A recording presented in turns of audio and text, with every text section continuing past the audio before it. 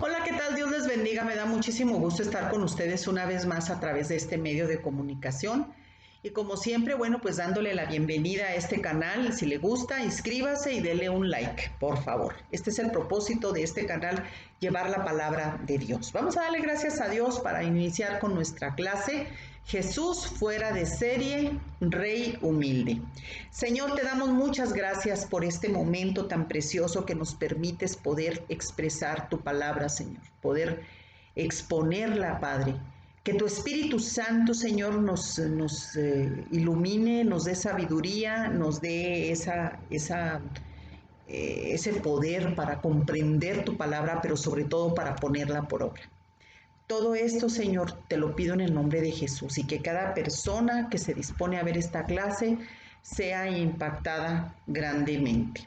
Entonces, vamos a iniciar. Ya le pedimos sabiduría al Espíritu Santo, ya le estamos rogando que en el nombre de Jesús nos ayude a comprender. Jesús fuera de serie, Rey humilde, ¿verdad? Bienvenidos a todas las personas que nos hacen el favor de seguirnos a través de este canal que tuvimos que abrir, que habilitar ahora pues durante esta pandemia. Vamos a hacer primeramente, antes de entrar de lleno a nuestra clase, vamos a hacer un test de la humildad. Vamos a ver qué tan humildes somos, ¿sí?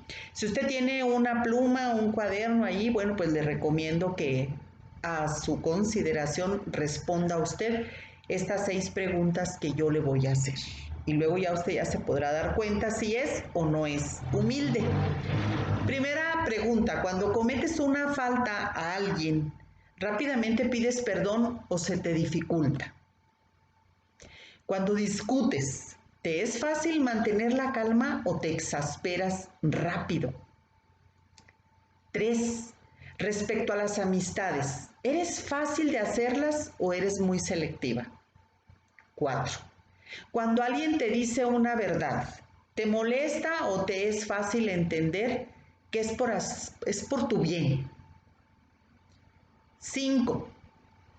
Cuando un compañero, un amigo, alguien te presume algo, ¿te molesta y no puedes con ello o reconoces lo bueno que es?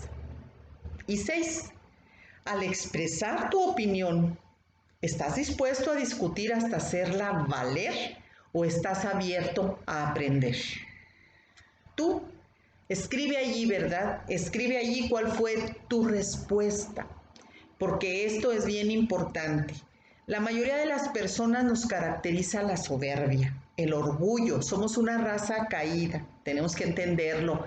Y lamentablemente nos caracteriza mucho la soberbia, el orgullo, la arrogancia, que es uno de los sentimientos que caracteriza a Satanás, así como lo estás escuchando. Así que si somos hijas de Dios, porque ya lo recibimos a Cristo en nuestro corazón, y todavía no somos humildes, no pobres. La pobreza es una cosa y la humildad es otra, porque la gente confunde.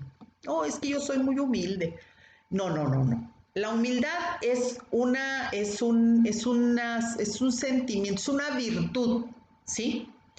La pobreza, que no tengas economía solvente, que estés pobre, vamos, es otra cosa. La humildad es una virtud, es una virtud. Entonces no malinterpretemos las cosas, porque siempre la gente dice, no, pues que soy muy humilde. No, no, no, no, no. Una cosa es la pobreza, que hay maldición de pobreza, y otra cosa es la humildad, así como la virtud que caracteriza al Hijo de Dios. Y te decía, la mayoría de las personas no somos humildes, somos soberbias, somos arrogantes, somos orgullosas y no tenemos humildad, de veras. Así las preguntas como las están haciendo, como las hice yo hace un momento, que dice que si alguien te platica, mira, me voy a ir a Cancún, o tengo esto, tengo lo otro, y tú te pones alegre o te pones así, bueno, ¿y por qué yo no? ¿Verdad? ¿Cómo reaccionamos? Y mucha gente, yo me doy cuenta, la mayoría de las personas ve las redes sociales, es el mejor termómetro que tenemos. alguien pone un comentario, no siempre está mal, no siempre está mal dicho o mal elaborado ese comentario, y a la gente empieza a querer sobresalir con los mejores comentarios y a sacar lo que en su corazón trae. ¿No se quieren quedar atrás? ¿De verdad? Entonces, nosotros tenemos que entender, ¿verdad?, qué es el concepto de humildad. Y yo creo que en esta ocasión vamos a aprender mucho en esta clase, porque la palabra de Dios es poderosa para destruir ese tipo de fortalezas. Es un arma muy importante para nosotras, la palabra de Dios. Mateo 21, versículo del 1 al 11. Aquí habla de un evento muy importante donde Jesús viene a confirmar que Él es el Rey humilde. En el Evangelio según San Mateo, vamos a darle lectura. Usted ha de disculpar esos sonidos, son de vehículos que pasan, ¿eh? No estoy aquí con ese ruido adentro de este lugar donde estoy grabando. Vamos a leer la palabra de Dios. Cuando se acercaban a Jerusalén y llegaron a Betfagé, al monte de los olivos, Jesús envió a 2 discípulos con este encargo. Vayan a la aldea que tienen enfrente y allí mismo encontrarán una burra atada y un burrito, con ella. Desátenlos y tráiganlos. Si alguien les dice algo, respóndale que el Señor los necesita pero que yo los devolveré. Esto sucedió para que se cumpliera lo dicho por el profeta. Digan a la hija de Sión, mira, tu rey viene hacia ti humilde y montado en un burro, en un burrito, cría de una bestia de carga. Los discípulos fueron e hicieron como les habían mandado el Señor Jesús. Llevaron la burra y el burrito y pusieron encima sus mantos sobre los cuales se sentó Jesús. Había mucha gente que tendía sus mantos sobre el camino. Otros cortaban ramas de los árboles y las esparcían en el camino. Tanto la gente que iba delante de él como la que iba detrás gritaba: «Hosana al Hijo de David, bendito el que viene en nombre del Señor, hosana en las alturas». Cuando Jesús entró en Jerusalén, toda la ciudad se conmovió. «¿Quién es este?», preguntaban. «Este es el profeta Jesús de Nazaret de Galilea», contestaba la gente. Vamos a hablar en esta ocasión, ¿verdad? Vamos a hacer algo muy importante. Vamos a explicar qué significó esto de lo que Jesús hizo, ¿verdad? Un burrito pequeño, un burrito que no había sido joven, que no había sido montado por nadie, fue montado por el Rey del mundo, por el Salvador Jesucristo. En algunas versiones de la Biblia dice, desataron un pollino. Y algunas personas han preguntado, ¿qué es esto? Pues es un burrito joven que todavía no fue montado. Por eso el Señor, cuando manda a sus discípulos, les dice, traigan a la madre y al hijo, ¿verdad? Y él se montó en el burrito. Esto es algo muy representativo, ¿verdad? La mayoría de las personas en Israel estaban esperando que un Salvador llegara a ayudarles. Ellos estaban viviendo tiempos muy difíciles, tiempos de esclavitud. Prácticamente estaban bajo el dominio romano. Estaban bajo el dominio romano y ellos ya no aguantaban más esa situación, se sentían muy desesperados. Ellos a toda costa esperaban el advenimiento, la venida del Mesías, y por supuesto hasta hoy en día no lo han considerado a Jesús. Por ningún motivo los judíos no lo han considerado como el Mesías, como el Hijo de Dios, porque ellos esperaban, así como un general que volvía de la guerra con un caballo muy de pura sangre y con toda su tropa, así como un desfile, esperaban que alguien así revolucionario y que llamara mucho la atención entrara y les dijera, ahora sí los voy a venir a libertar. O sea, esperaban en Jesús ver un revolucionario, nunca esperaban ver a alguien tan humilde que entró en un burrito chiquito, con su actitud como Jesús suele ser humilde. No se esperaban esto. Y luego dirá usted, bueno, ¿y por qué gritaban, verdad? ¿Por qué gritaban cuando Jesús entró en Jerusalén? Toda la ciudad se conmovió. ¿Quién es este?, preguntaban, ¿verdad? Muchos todavía hoy en día consideran a Jesús como un profeta, como un rabí, como un maestro, no como el Hijo de Dios. Y en aquel tiempo, por la misma situación que estaban ellos enfrentando los israelitas, pues se emocionaron, a lo mejor dijeron, este va a venir a hacer manifestaciones y a lo mejor nos va a mover o va a ser como un guerrillero, qué sé yo. Y no, Jesús vino a traer, ay, otra libertad, la libertad de otra manera, de la manera espiritual como la que tú y yo necesitamos. Pero estos estaban esperando que alguien los libertara del yugo romano.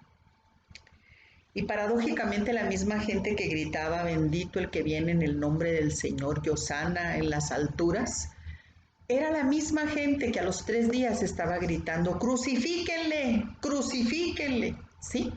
Porque así es, ellos se sentían desesperados y en su momento en que estaban ellos manifestando esa supuesta alegría, pues no era genuina, era nada más de dientes para afuera, ¿verdad? Por eso la palabra de Dios dice, este pueblo de labios me honra, pero su corazón está muy distante de mí. Muchas veces cuando ya tenemos el agua tú y yo hasta el cuello con los problemas, con las situaciones que ya no entendemos, bueno, pues a veces podemos expresar una oración o una adoración, pero más que genuina, de desesperación, o sea, muchas veces el corazón es tan engañoso que podemos estarle expresando, ay Dios, tanto que te quiero y que esto y que yo creo en ti, pero en realidad nuestro corazón está muy distante y no es la realidad lo que estamos sintiendo. Era lo mismo que estaba pasando en ese tiempo. Por eso el Señor entró de esa manera humilde, porque lamentablemente las personas, todos los seres humanos, somos muy dados a todo lo que nuestros ojos ven es lo primero que aceptamos. Y no debe de ser eso, ¿verdad? Hay casos en la Biblia en los cuales por la vista algunos personajes de la palabra de Dios cometieron errores grandes. Uno de ellos fue Lot, que se engañó, ¿verdad?, al ver un valle tan próspero como lo fue Sodoma y Gomorra. Y ya ven el final que pues qué triste lo que le pasó, ¿verdad? Y qué aberrante, ¿verdad? Que hasta sus propias hijas tuvieron sexo con él, hijos, esas uniones sucias, ¿verdad? Porque los ojos suelen ser engañosos. Entonces el Señor aquí demostró, ¿verdad?, su humildad al momento de entrar en Jerusalén.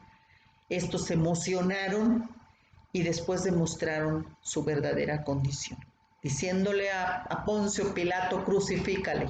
Esos mismos que le gritaban al Señor, que bendito y hosana al Hijo de David y todo, ellos también a los 3 días le gritaban que fuera crucificado. Entonces, Dios todo lo que Él hace, todo lo que Él permite, tiene siempre un propósito. Entonces ellos se llevaron un chasco, ¿verdad? De que esperaban ese, como le digo, ¿verdad?, un personaje acá en caballo y todo, como un general de división, con toda su tropa bien formadita, y todos en caballo a lo mejor, etcétera. No, el Señor, nos imaginamos aquel cuadro. Y hoy en día cuando tú tienes la oportunidad cuando tengas la oportunidad de ir a Jerusalén, te vas a dar cuenta, las puertas están selladas por donde entró Jesús. Un día se van a abrir cuando venga el rey otra vez. Pero pues él iba entrando por allí y ya nadie volvió a pasar, ya nadie. Eso es algo muy emblemático, algo muy importante. La humildad de Jesús no le quita a él el poder que él tiene como el rey del mundo, como el Hijo de Dios, como el rey perfecto. Entonces al momento de entrar Jesús sobre ese burro joven, Jesús, el rey del universo, entró montado muy intencionalmente sobre ese burrito. Se cumplió la profecía de Zacarías, tu rey viene hacia ti, humilde y montado en un burro. El pueblo de Israel no entendió, como siempre, ¿verdad? Y así estamos, no nada más ellos, también nosotros. Rey humilde era como una contradicción. ¿Cómo que un rey y humilde? ¿Verdad? Dos palabras que jamás existían juntas, porque no definían a un rey en ese tiempo, ya que estos buscaban, como hoy en día también, verse arrogantes, imponentes, altivos. De hecho, la humildad no se consideraba una virtud antes de Jesús. Esto vino a ser cambiado completamente cuando Jesús vino a este mundo. Ante el ruido de los que recibieron a Jesús en su entrada a Jerusalén, preguntaban quién era Y la respuesta pues ya la escuchamos, ¿verdad? Que decían, es que es un profeta Jesús, es de Nazaret de Galilea. Y vamos a hacer un poquito de análisis sobre esto. Galilea era la región que se consideraba menos educada, o sea, gente más sencilla, a lo mejor gente analfabeta, gente que no estaba educada, de la región de Judea. Y Nazaret era un pequeño pueblo que sin importancia. Todavía hasta hace unas décadas Nazaret era considerado un pueblito agrícola, de verdad. Todavía no crea que Nazaret es algo muy, pues es importante porque ahí viven varias familias árabes, ¿verdad? Que le dan importancia, pero todavía, repito, hasta hace un tiempo atrás, todavía Nazaret era considerado sin importancia, un pueblito agrícola. Bueno, pero fíjese nada más, Dios escogió ese lugar para que su hijo allí creciera. No escogió Roma, no escogió Jerusalén, sino que escogió Nazaret. Así que todo fuera de serie, ¿verdad? Jesús creció en el seno de una familia pobre. José era carpintero, no vivía en un palacio, era un hombre de trabajo, un hombre sencillo. Allí Jesús creció en humildad. En gran parte esto lo hizo para que todos pudieran acercarse a Él, ¿verdad? No permitas tú que ningún concepto equivocado de Jesús te aleje de Él, que muchas veces tenemos a Jesús conceptuado de una manera muy diferente a como lo dice la Escritura, o sea, la Biblia. Hubo un evento vergonzoso, te lo voy a platicar. Justo en la entrada a Jerusalén hubo un incidente, pues sí, vergonzoso, digo, vergüenza ajena, ¿no?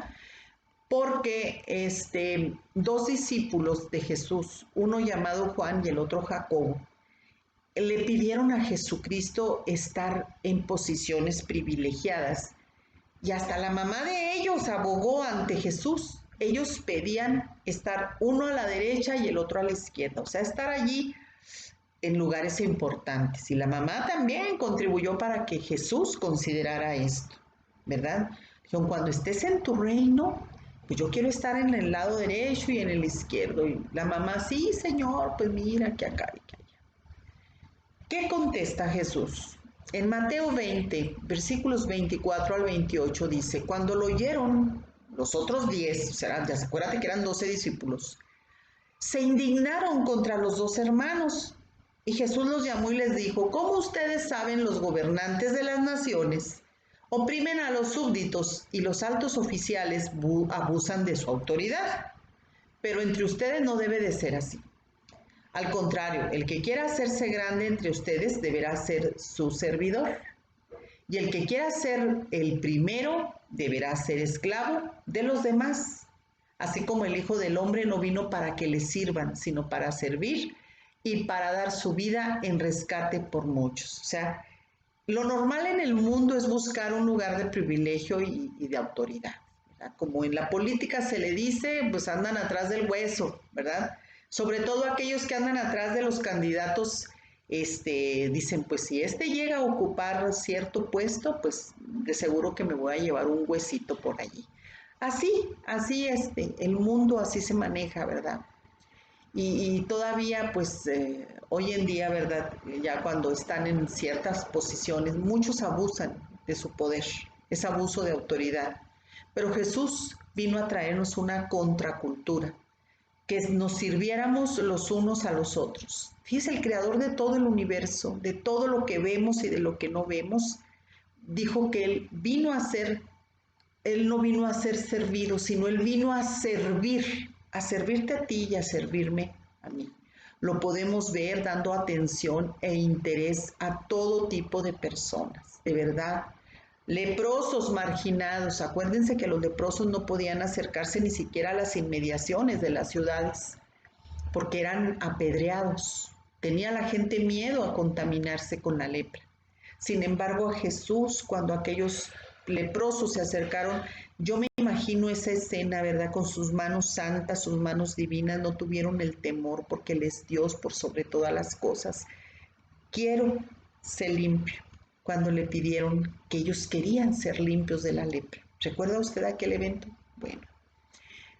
Mujeres de mala reputación, mujeres prostitutas se llegaron a acercar al Señor. Personas ricas, obreros, líderes religiosos, hasta niños desconocidos se acercaban a Jesús. A sus mismos discípulos, quienes tenían que servirle a Él, les dio de comer y hasta les lavó los pies. También recordamos bien ese evento, ¿verdad? Que Pedro dijo, no, Señor, ¿cómo me vas a andar tú lavando los pies? Bueno, si no quieres que te los lave, entonces no vas a ser parte de ellos. No, sí, entonces si quieres, báñame, Señor, ¿verdad? En nuestra cultura y en nuestro tiempo no se acostumbra a lavar los pies cuando alguien viene a tu casa, ¿verdad?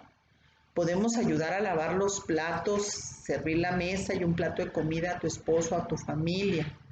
Esto también habla de la humildad. Cuando tú le ayudas a alguien en los quehaceres. Hay muchos matrimonios que las mujeres se quejan de que el esposo no les ayuda absolutamente para nada, porque pues no, ¿cómo? ¿Cómo le va a ayudar el marido a lavar los trastos o cómo le va a ayudar a hacer esto o aquello?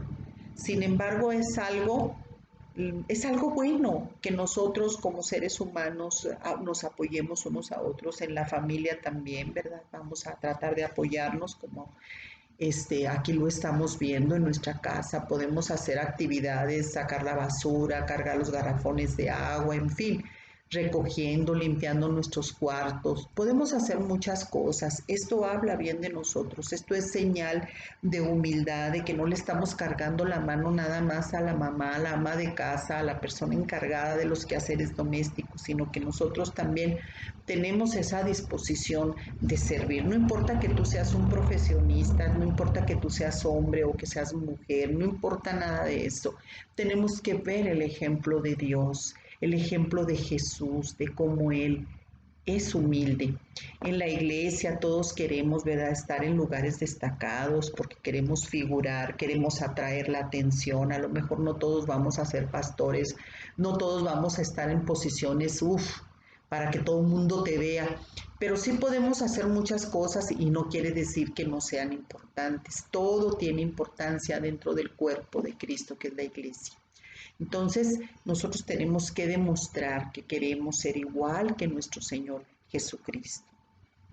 Vamos a hablar, ¿verdad?, de un evento muy importante. Vamos a hablar ahorita de Juan el Bautista, pero primeramente tenemos que preguntarnos a nosotros mismas, ¿a qué vengo yo? ¿A qué vine a este mundo? ¿Qué espero en cada contexto que me encuentro? En donde quiera que estés, ¿eh? ¿Qué espero? ¿Ser servido o servir? ¿Nunca te has hecho esta pregunta? La verdad, yo no me la había hecho. La verdad, yo no me lo había hecho, pero ahora sí me la estoy haciendo. Si estoy en la escuela, si estoy en el trabajo, si estoy en la casa, donde quiera que tú estés, ¿qué vine yo a hacer a este mundo? ¿A ser servido o a servir? Hazte esa pregunta, porque el que no sirve, pues no sirve, ¿verdad?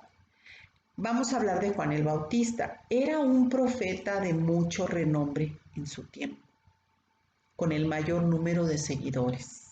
Lo que ahora en nuestros tiempos sería el que tiene muchos seguidores en las redes sociales, sería un influencer auténtico. Pues él en su tiempo tenía muchos seguidores y cuando Jesús llegó, muchos empezaron a seguirle a él, lo cual incomodó a seguidores de Juan el Bautista. Dice la palabra de Dios, vamos a leer esto, en Juan 3, versículos 26 al 30. Aquellos fueron a ver a Juan y le dijeron, Rabí, fíjate que el que estaba contigo al otro lado del Jordán y de quien tú diste testimonio, ahora está bautizando y todos acuden a él. Nadie puede recibir nada a menos que Dios se le conceda. Les respondió Juan, ustedes me son testigos de que yo dije, yo no soy el Cristo, sino que he sido enviado delante de él. El que tiene a la novia es el novio. Pero el amigo del novio que está a su lado y lo escucha, se llena de alegría cuando oye la voz del novio. Esa es la alegría que me inunda. A él le toca crecer y a mí menguar. Vamos a ver dos claves de este relato de Juan que van a ayudar en nuestra vida a tener siempre la actitud correcta. Porque hoy en día, lamentablemente, hoy en día,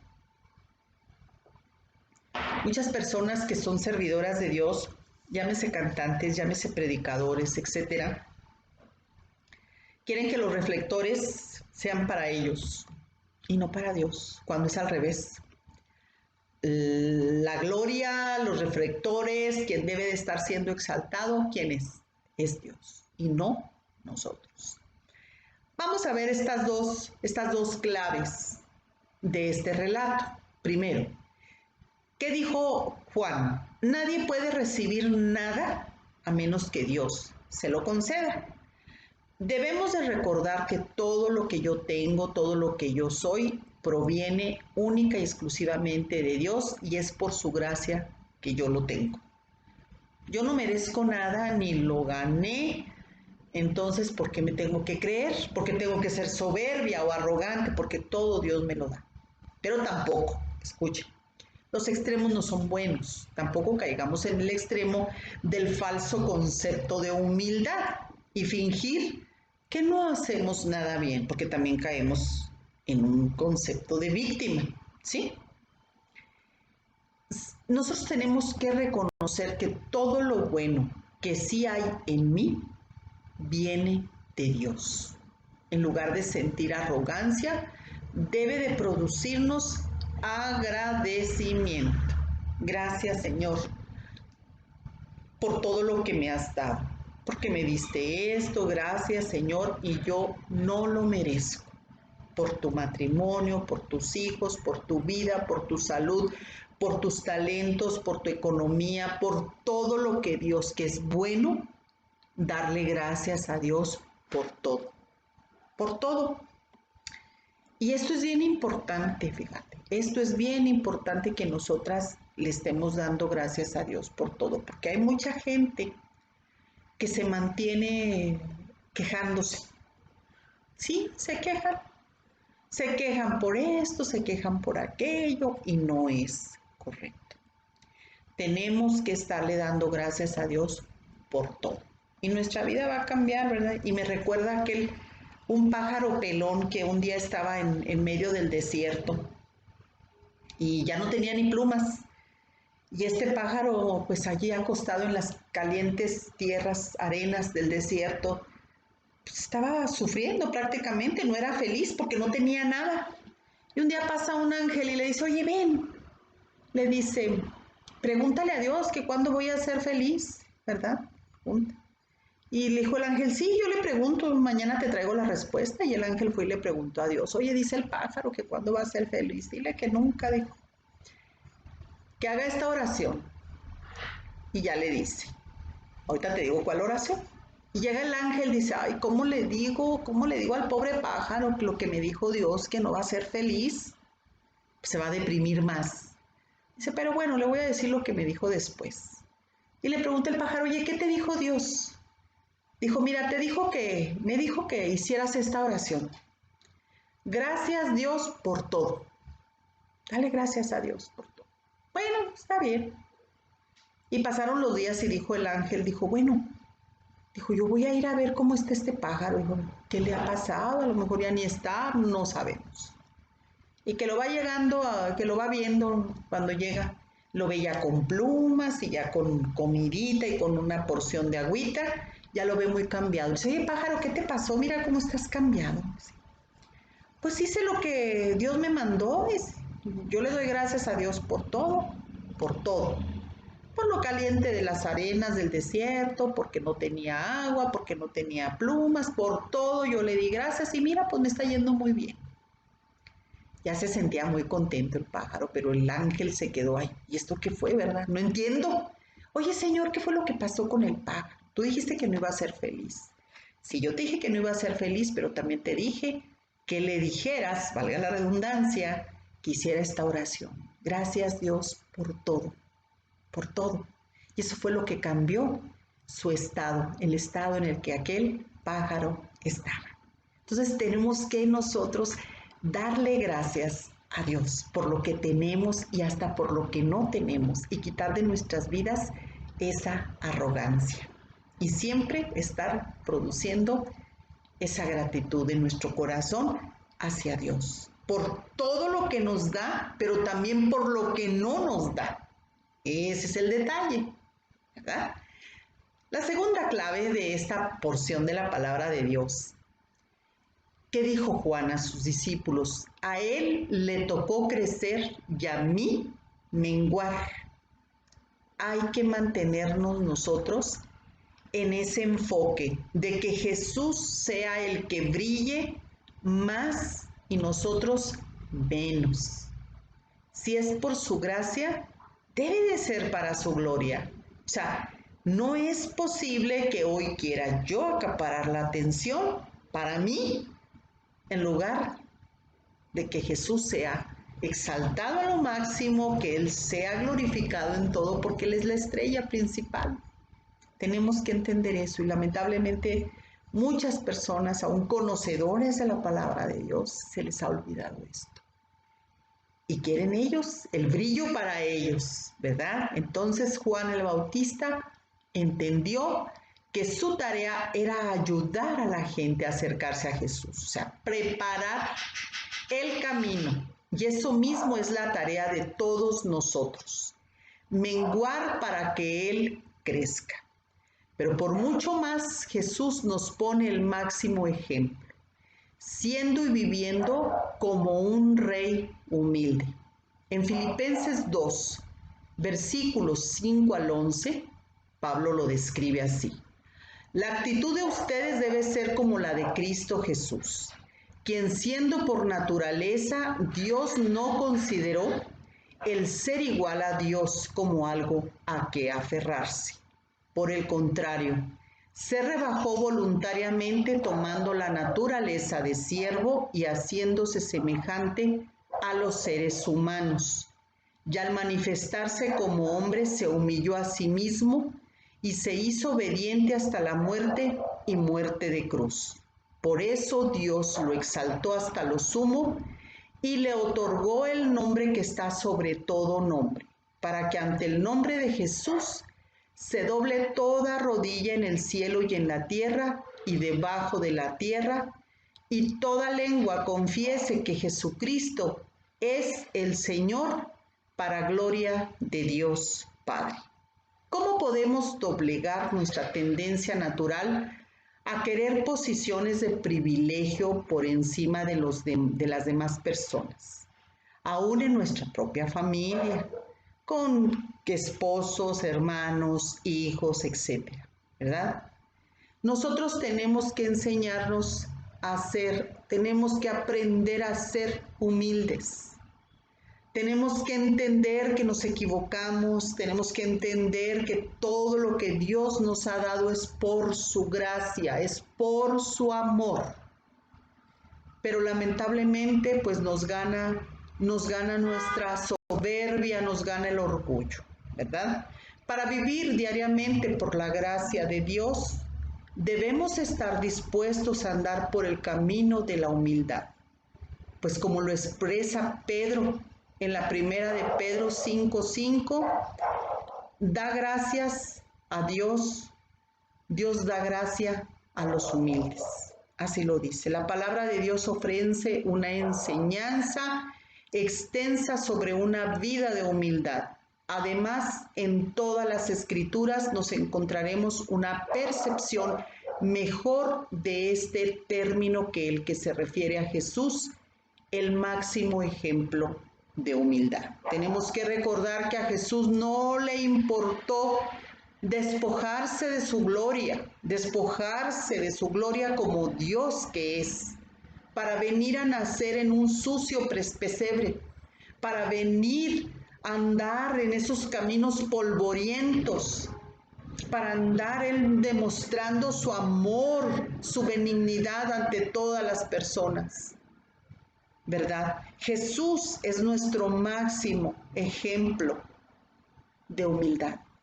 ¿Qué dice Pablo el apóstol en Filipenses 2, versículos 5, 6 y 8? Tengan la misma actitud que tuvo Cristo Jesús, lo que acabamos de leer hace rato. Aunque era Dios, no consideró que era el ser igual a Dios. O sea, él no se aferró a que él era Dios, sino que se humilló a sí mismo en obediencia a Dios y murió en una cruz como el peor de los criminales. Acuérdense que era una muerte vergonzosa. Era una muerte que se le daba a lo peor de la sociedad, a los peores delincuentes, cuando él nada tenía que pagar, él no debía nada. Esa humildad fue tan extensa que incluyó además la más horrenda muerte, la que estamos comentando. Es fácil para nosotros ahora en día decir que amamos a Dios, a quien no vemos. Pero el verdadero amor se ve en nuestro amor hacia el prójimo y en nuestra humildad. ¿Qué tanto queremos a nuestro prójimo? ¿Qué tan humildes somos? Esta actitud de siervo debe surgir del amor que le tenemos a Dios y por los demás, no por el temor o la culpa, para vivir diariamente por la gracia de Dios. Debemos estar dispuestos a andar en humildad como lo hizo Jesús, nuestro máximo ejemplo de humildad. ¿De veras realmente somos humildes? Te lo dejo como una buena pregunta. Porque si no lo somos todavía, tenemos que pedirle a Dios que nos ayude con esta arrogancia, con esta soberbia que todavía tenemos en nuestro corazón. Si tú tienes una petición de oración, por favor, mándamela. Tú que eres mujer del grupo Conexión, mándamela a mi WhatsApp. Y las personas que ven esta clase por primera vez, pónganlo aquí en los comentarios para orar por ustedes. Yo espero de todo corazón que esta clase sea de gran bendición para ti.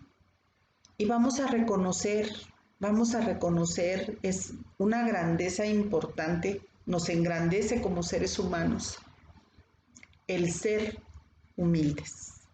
No te hace débil, al contrario, te hace muy fuerte, te da fortaleza el ser humilde. Jesús es el Hijo perfecto de Dios, es el Hijo Santo, el Rey del universo. Y nada más hay que recordar todo aquello que vino a hacer por ti y por mí. Espero que esta clase haya sido de mucha bendición y que hayas respondido a tu test de una manera real para ti. Y pídele a Dios, si tú respondiste que todavía hay soberbia, que eres envidiosa, etcétera, etcétera, pídele a Dios que su Espíritu Santo nos muestre esa condición de nuestro corazón y que salgan esos sentimientos, esas emociones desagradables de nuestro corazón para que Dios nos derrame de todas esas bendiciones que Él tiene. Dios te bendiga grandemente y que la gracia, el poder, la paz de nuestro Señor Jesucristo estén contigo y con toda tu familia. Dios te bendiga.